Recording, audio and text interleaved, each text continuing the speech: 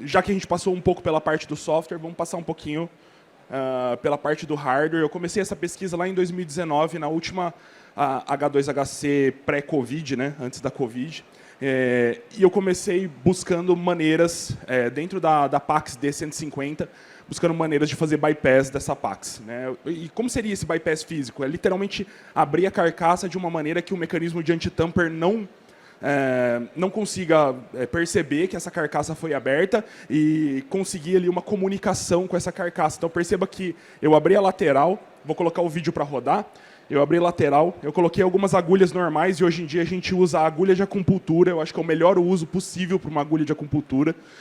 Ela dá certinho para você bypassar o sistema de anti-tamper. Inclusive, vocês vão perceber que no próximo vídeo também um pesquisador americano utilizou a técnica de agulha de acupuntura para fazer o bypass do sistema. E olha ali, eu consegui um terminal. Óbvio que ele não está habilitado, né? A Pax é uma empresa renomada, né, de desenvolvimento de máquinas de cartão, então o sistema ali ele não tinha comunicação bidirecional. Eu só tinha a recepção, mas eu conseguia ali pinçar com a minha agulha de acupuntura ou com a minha agulha normal ali uma comunicação UART serial com a máquina. Então perceba ali que ela fala algumas coisinhas ali, ó, monitorinfo.ui main entry, coloca o endereço de memória e por aí vai. Esses foram os primeiros achados aí. Percebam que é muito próximo, aqui não dá para ver muito bem, mas é muito próximo ali, os terminais de comunicação UART e JTAG são muito próximos ali do sanduíche da placa, então você consegue acessar eles fazendo um corte correto na carcaça. Vamos passar para o próximo. Aqui é uma técnica de dumping de flash. Acontece que muitas dessas máquinas de cartão, depois que você, mesmo depois de acionar o mecanismo de anti-tamper, se você retirar a memória flash, que é a memória que contém o armazenamento ali das informações, você vai encontrar muita informação, muito juice information, né? Muita informação que seria ali considerada informação privilegiada, de alto valor, de alto risco, como, por exemplo, já encontrado em algumas máquinas que a gente fez testes de invasão, o número completo de cartão de crédito das pessoas que utilizaram aquela máquina. Então está ali a bandeira, o número completo de cartão, a data de expiração e mais algumas informações a respeito de nome da pessoa. Ali, novamente, mais uma técnica de dump. Máquinas diferentes têm encapsulamentos de memória diferentes, com densidades diferentes, então não é um processo tão fácil você fazer um dump de memória. Dependendo da memória, é quase impossível você fazer o dump se você não tiver ali um adaptador que seja o adaptador correto para fazer o dump da memória, né? A extração física da memória e dispositivos que usam memória BGA realmente são muito complexos de fazer essa extração. Por exemplo, ali, ó, nessa técnica, eu peguei a máquina e antes dela disparar o anti-tamper e zerar a memória, eu peguei um prego e um martelo e bati direto no processador. É o processador que faz dá o comando de wipe. Então, se você matar o processador primeiro, fica bastante informação dentro da memória. Extraí a memória da BGA, né? Memória com encapsulamento BGA, coloquei dentro do meu leitor e tive uma série de informações interessantes ali sobre meios de pagamento, sobre números de cartão completos, data de expiração e por aí vai. E algumas informações criptografadas também, que eu não consegui reverter, mas provavelmente informações interessantes. Aqui um analisador lógico. Eu espetei ele entre a comunicação de um Smart Kiosk, que a gente fez um teste, e a gente conseguia verificar que esse Smart Kiosk, através do USB, não era criptografado. Então, eu coloquei esse analisador lógico para fazer o sniffing físico da comunicação do USB. Nosso analisador lógico não era tão potente, chegava até 400 MHz. Vocês sabem que o USB padrão é 480, né? Então, eu tive alguma perda de informações, mas dá para fazer a prova de conceito. É possível você jogar um analisador lógico ali e capturar a memória, informações da memória passando via USB, sendo passado ali via USB. Para quem tem maquininha de cartão que é ligada num computador, por exemplo, você consegue fazer esse tipo de extração. Passando para o próximo. Ô, Júlio, deixa eu só falar um pouco, volta um pouco ali no... Manda ver. Não, aqui, um dos fatos interessantes, que apesar da gente estar querendo capturar dados de transações, etc., é claro que isso é muito interessante para a gente, mas essa etapa aqui é fundamental quando a gente não tem acesso ao firmware do próprio dispositivo e a gente quer entender um pouco melhor certos serviços. Então, foi daqui que o Júlio, depois de ter extraído o firmware é onde eu consigo fazer toda a análise dos binários e serviços para saber o que se a gente tem algum lugar que seja interessante para a gente atacar. Então, se faz extremamente necessário e é sempre uma grande vantagem quando a gente tem o firmware extraído, quando a gente não, principalmente quando a gente não tem acesso ao firmware pela internet. Isso aí, eu acho que é um ponto interessante falar.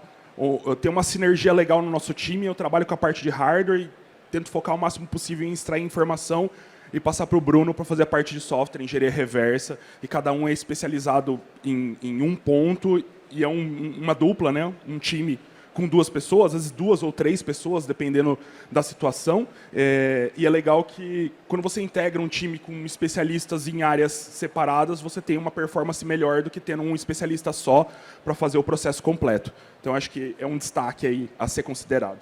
Bom, passando para o próximo, essa é uma POC muito interessante, acho que vocês vão gostar bastante, que foi inicialmente foi trazida à tona inicialmente pelo Aaron Christoffel.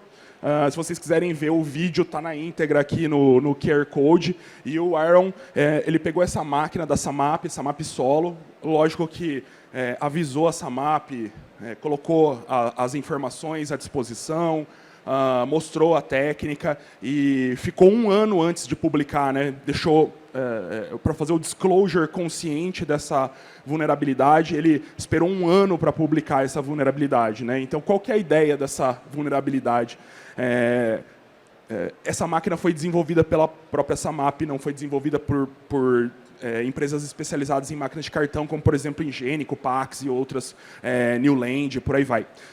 E essa máquina ela tem um ponto crítico onde você consegue, com agulhas de acupuntura, passar um mecanismo de anti-tamper, se conectar em test pads, em test points, dentro do mecanismo de anti-tamper, dentro da cover, da jaula de anti-tamper, e a partir dali você tem acesso ao terminal. Não só isso, você tem acesso ao terminal da máquina como root. Então não tem nenhuma senha para você acessar, você simplesmente consegue ali conexão via UART, né, protocolo serial, e a partir dali você consegue essa comunicação. E eu fiz exatamente isso usando o Flipper. Vocês me perguntam por que eu fiz usando o Flipper, porque toda vez que eu coloco o Flipper num vídeo, o vídeo dobra de views. Então foi por isso que eu usei. Mas olha lá, pessoal, aqui eu vou mostrar para vocês quais são exatamente os pads. Ali eu tirei a jaula de anti-tamper, né? E estou mostrando ali, esses são 2 pads de comunicação serial, recepção e transmissão. E daí eu pego um ground, né? Eu pego um terra de qualquer lugar na máquina e eu consigo fazer ali a comunicação serial e o ART nessa máquina. Aqui eu fazendo a comunicação, mandando um RUEMI, um sistema Linux, Linux pré-embarcado, e vocês vão perceber que pelo Flipper eu fiz a comunicação serial, estou usando um terminal do próprio Flipper, e eu dou um RUEMI ali, e vocês vão perceber que ali ele está falando, ó, eu sou o root da Samap Solo. Né? Então, eu sou administrador dessa máquina e eu posso fazer tudo. Né? Ali não tem... outra coisa crítica dessa máquina é que os APKs não são assinados, então você pode upar qualquer coisa e tem pastas específicas ali dentro, diretórios específicos que você pode upar coisas. E daí eu falei assim, pô, que legal, o Aaron já tinha feito isso e eu queria comprovar se 1 ano depois era possível fazer a mesma coisa que ele. E ele rodou um jogo nessa máquina de cartão e eu vou mostrar para vocês. Mas para rodar esse jogo, você precisa encodar esse jogo usando um base 32 ou um base 64, jogar toda essa informação para dentro, usar o utilitário de base 64 decode dentro da própria máquina, que está na suíte do Linux dessa máquina, né, na suíte de aplicativos Linux dentro dessa máquina. Você refaz esse software dentro de uma pasta específica e você consegue rodar o jogo. Então, ali no primeiro vídeo, eu estou codificando em base 64 ou em base 32, eu não lembro exatamente qual foi desse vídeo.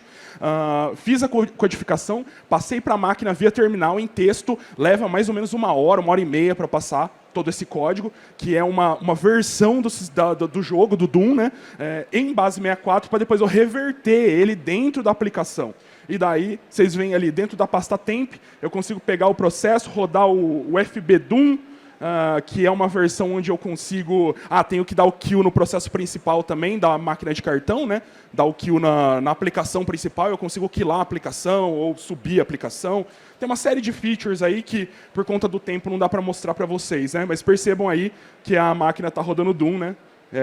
inclusive direto no terminal, algo que é complicado de fazer, porque você precisa ter acesso ali, o FB-DOM precisa ter acesso ali à tela, né, e o driver para comunicação, utilizando o display, né, o display TFT. Então não é tão fácil de fazer. Eu levei muito tempo e enchi muito o saco do Aaron para ele me ajudar e para ele me explicar como é que ele fazia, tá? Mas é uma versão modificada. Então percebam que dá para rodar, dá para implementar um teclado se quiser, dá para colocar um software parecido com o software original, dá para utilizar para jogo do bicho, para aposta eletrônica, que é o que está acontecendo hoje. Eles estão pegando esse tipo de máquina de cartão que é muito barata, porque as pessoas não estão... as empresas não têm interesse em vender, em monetizar essa máquina, eles têm interesse em monetizar o serviço. Então uma máquina dessa sai por R$300, mais ou menos. Onde que um dispositivo desse, Android, com tela desse tamanho, sairia por R$300? Né? Não bate a conta. Então, eles basicamente não estão ganhando dinheiro com isso. É a mesma coisa que a Alexa, né? A Amazon não ganha dinheiro com a Alexa, ela perde dinheiro com a Echo Dot, no caso. Ela ganha dinheiro com os serviços da Amazon. Enfim. Vamos para o próximo. Então, pessoal, eu tenho um QR Code aí que, se vocês tiverem interesse nesse serviço de pentest embarcados, nesse serviço de pentest em OT, IoT, eu estou pela P1 Infosec, se vocês quiserem trocar uma ideia com o Felipe, que é o nosso gerente comercial, está aí o QR Code para vocês. E eu acho que está acabando o nosso tempo, tem mais uns 3 minutinhos. Mas, cara, é interessante demais esse ponto, onde existe todo um mercado paralelo, um mercado, assim, um mercado cinza ali, onde compram esse tipo de máquina de cartão, fazem exatamente aquele ataque que o Bruno demonstrou para rodar aplicativos de aposta e para rodar aplicativo de jogo do bicho. Né? Então, hoje em dia, o jogo do bicho ele é global, né? Ele é espalhado pelo Brasil inteiro e o jogo do bicho roda a cada 30 minutos. Né, nessas máquinas. E você aposta através da máquina, pela internet, pelo aplicativo que está instalado numa máquina de cartão. Aí você pensa, a pessoa vai lá e coloca, coloca o dinheiro dela, coloca o cartão de crédito dela numa máquina dessa, que está routada, numa máquina que tem um software que ninguém sabe o que tem dentro desse software, pode ter malware, pode ter um monte de coisa embutida nessa máquina, porque ela está routada e foi feito um bypass de assinatura. E hoje em dia, esse tipo de ataque, esse tipo de modificação nas máquinas é vendido através de marketplaces ali, ou vendido através de links no YouTube, e por aí vai.